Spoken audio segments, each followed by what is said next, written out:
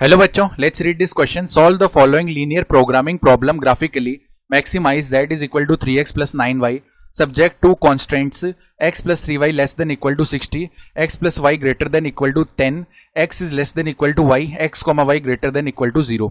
तो हमें यहाँ पे इस लीनियर प्रोग्रामिंग प्रॉब्लम को ग्राफिकली सॉल्व करना है, यानी मैक्सिमाइज करना है. z is equal to 3x plus 9y को कॉन्स्टेंट्स हमें दिए हुए हैं. तो स्टार्ट कर लेते हैं की कॉन्सेप्ट से. की कॉन्सेप्ट देखो क्या हो जाएगा. The point where maximum value is obtained,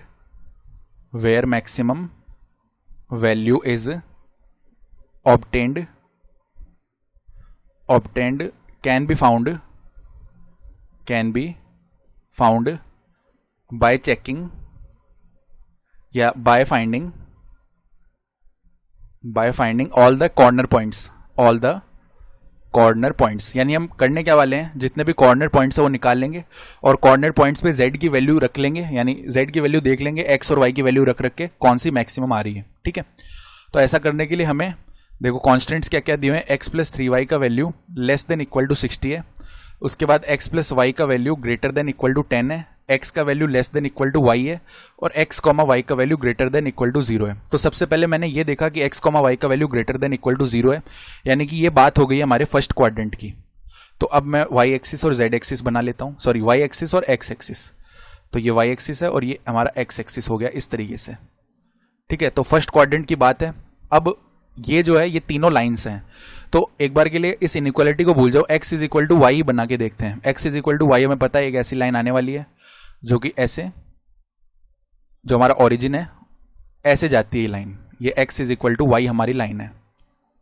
ठीक है, फिर इस लाइन को देखो x plus 3y is equal to 60. तो एक बार के लिए इसको अगर ऐसे लिखें x plus 3y is equal to 60, x 0 रखने पे y का वैल्यू 20 आएगा, यानी 0,20 इस पे एक पॉइंट लाई कर रहा होगा. तो ये हम बोल देते हैं इस पे एक पॉइंट है 0,20.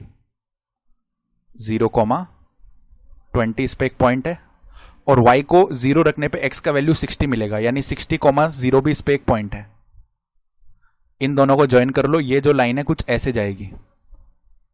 ये हमारी लाइन कौन सी हो गई है, ये हमारी लाइन है x plus 3y is equal to 60. एक दूसरी लाइन है जो कि है, इसको एक बार के लिए बोल लेते हैं x plus y is equal to 10.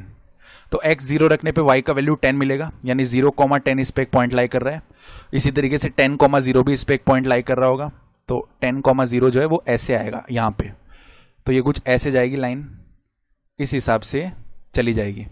अब क्योंकि हमें फर्स्ट क्वाड्रेंट में ही रहना है तो हमें आगे वाले इस रीजन की कोई परवाह नहीं है, हमें केवल इतना रीजन फोकस करना है. तो ये जो रीजन है इस पे हमें फोकस करना है. इसके कॉर्नर पॉइंट सारे निकाल लेते हैं हम, यानी ये वाला पॉइंट तो हमें पता ही चल गया, इसको a बोल लेते हैं, 0,20 है. फिर यहाँ पे देखो ये वाला पॉइंट हम निकाल लेंगे, ये वाला पॉइंट निकाल लेंगे और ये वाला पॉइंट निकाल लेंगे. इस पॉइंट को b बोल दिया, इस पॉइंट को c बोल दिया और इस पॉइंट को d बोल दिया. ठीक है, अब ये जो लाइन थी वो कौन सी लाइन थी, देखो x plus y is equal to 10 ही थी ना.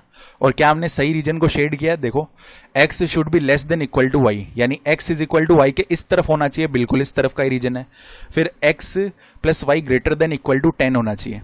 तो x प्लस वाई के आगे वाला रीजन, यानी ये वाला रीजन बिल्कुल सही रीजन हमने चूज किया है. ठीक है, फिर उसके बाद बोला x plus 3y less than equal to 60, यानी x प्लस 3y से नीचे वाला रीजन, यानी नीचे वाला रीजन ये वाला रीजन ही हमने लिया है. तो एकदम सही रीजन को हमने हाईलाइट किया. ठीक है, तो अब इसके कॉर्नर पॉइंट्स में से एक तो हमें पता चल गया है. अब b निकालने के लिए क्या करेंगे, x is equal to y और x plus 3y is equal to 60 को सॉल्व कर लेंगे.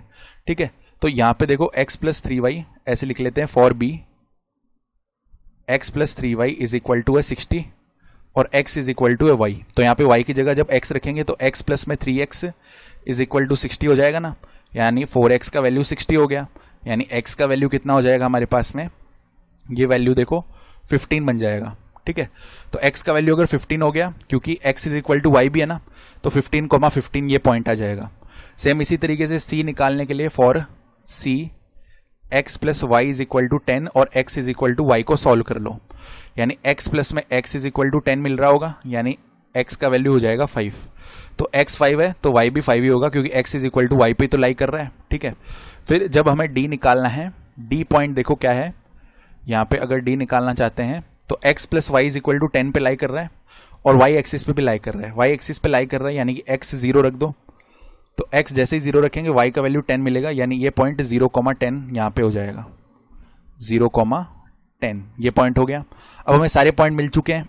z का वैल्यू पहले देख लेते हैं 0,20 पे।